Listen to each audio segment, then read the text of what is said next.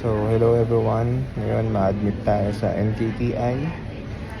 And for some reason, mamaya, balitaan ko kayo kung anong mangyayari, kung anong development natin. So, yun lang. Bye-bye.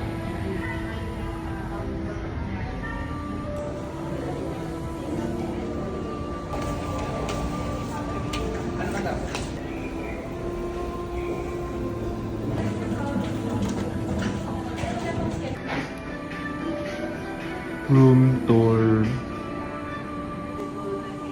Thank you so much again for appreciating. May TV naman.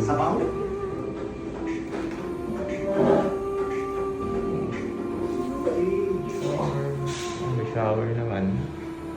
Okay naman tayo, guys. Okay, so ngayon settle down na tayo sa isang kwarto. Very thankful kasi na-admit agad tayo after 1 day lang na nalaman natin yung result. And it's not a good news, no? Ngayon, nag-relapse tayo. So nakita sila ng almost 80% blast sa dugo ko. And that's not good. Kaya pala sobrang sama ng pakiramdam ko for the past few days. Sobrang sakit ng katawan ko. Tapos yung pakiramdam ko parang pakiramdam ko nung unang na-diagnose ako nung sakit ko. And meron na akong parang hunch or guess, intuition na ito na yun parang ganito yung naramdaman ko dati before ako ma-diagnose. And yun nga, na-confirm yesterday.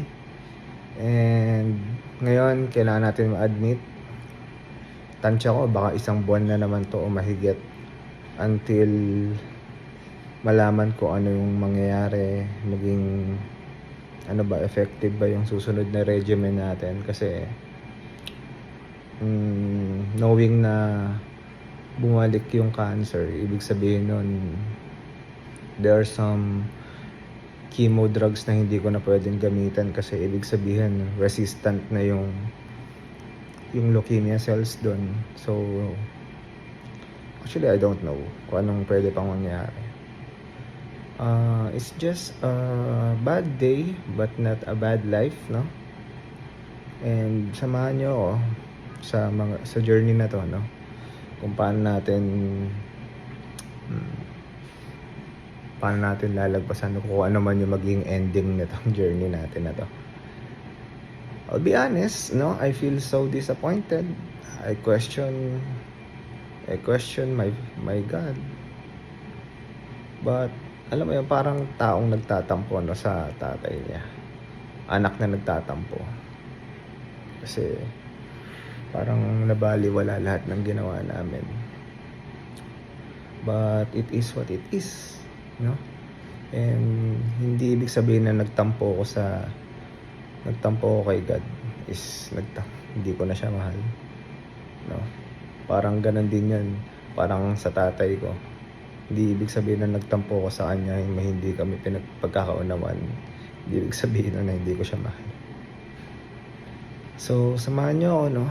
Try ko kayong i-update kung ano yung magiging status ng relapse natin, kung ano yung magiging development, kung ano yung magiging updates. Hihingi na rin ako ng prayers, no? Because this time is very difficult for us, not only for me but for my family na